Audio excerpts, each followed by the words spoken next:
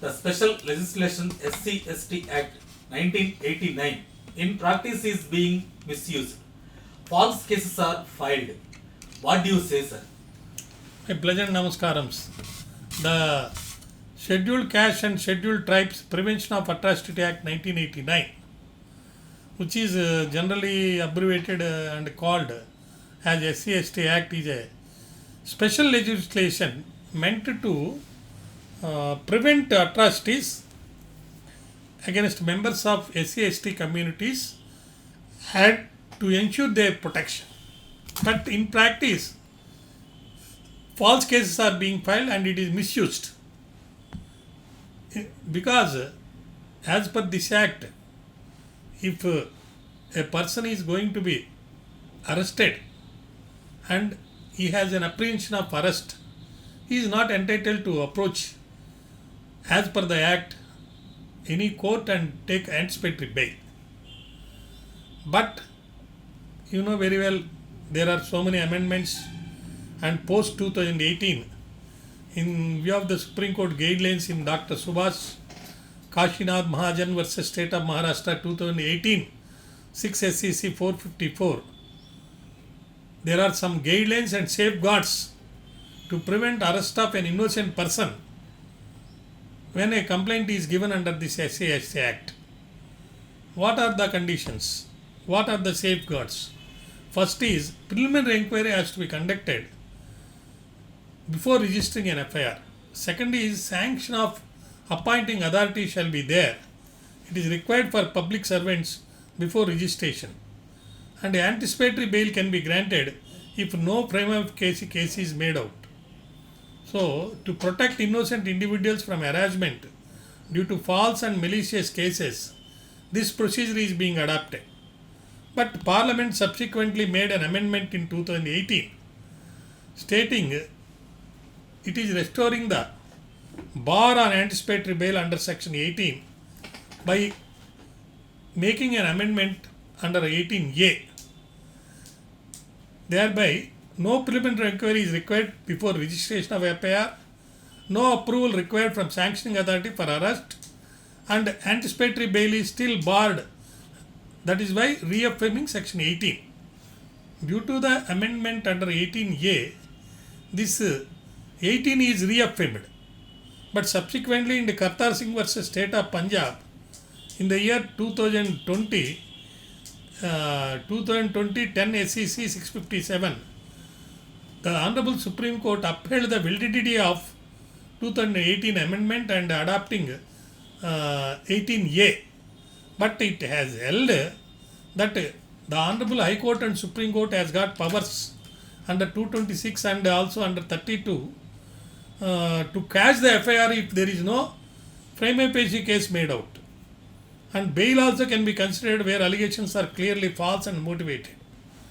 So, Supreme Court's concern in 2018 judgment is that this act is being often misused to settle the personal scores or with malified intent. Apart from that, the conviction rate under the act is very low, which indicates possible misuse. So, in view of the various important judgments dealing with these provisions, especially Dr. Subhash Kashinath Mahajan versus State of Maharashtra 2018 6 SCC 454, which introduced safeguards against misuse, and another case, State of Rajasthan versus Union of India 2018 4 SCC 329, which highlighted the concerns about arbitrary arrests and the need for balanced enforcement. And thereafter, Pankaj Chaudhary versus State of UP 2021 SCC online SC 274. The Honorable Court held that if the prima facie case was not established, the FIR can be quashed.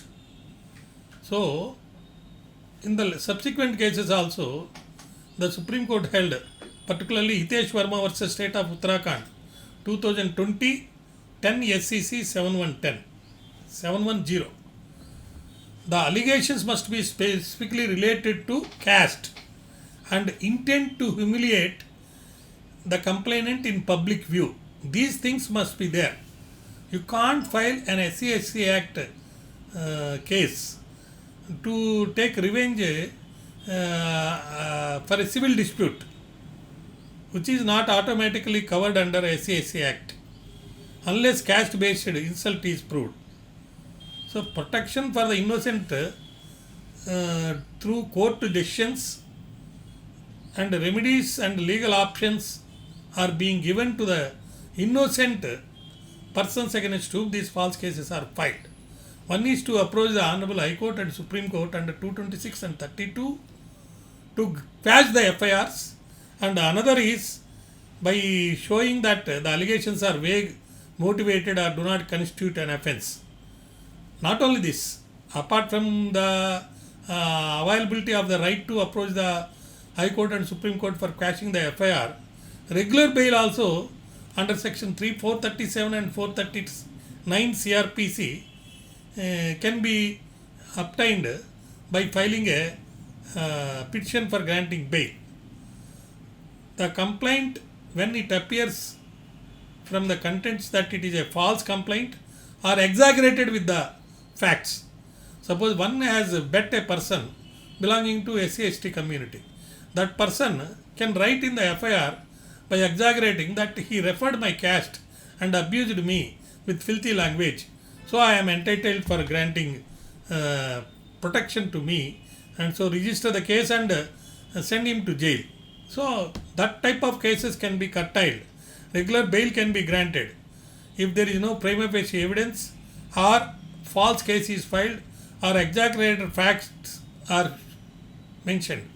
Not only this, the police, after conducting investigation, if found that there is no role of accused as alleged in the complaint, then also bail can be granted or FIR can be quashed. In view of that, innocent and law-abiding citizens, they need not have any fear. It's a vital legislation for protection of vulnerable communities, but it must not be used as a tool for blackmail or revenge. Courts have recognized the possibility of false cases and have also evolved legal safeguards to prevent misuse while still protecting genuine victims. So a balance is being maintained. So don't have any fear of SC/ST cases being filed. But in Andhra Pradesh, as you know very well, that certain cases are filed without any reason and evidence to show that the said act is attractable. So in the interest of justice, people can approach the courts for quashing the FIR or for granting the bail. Namaskaram.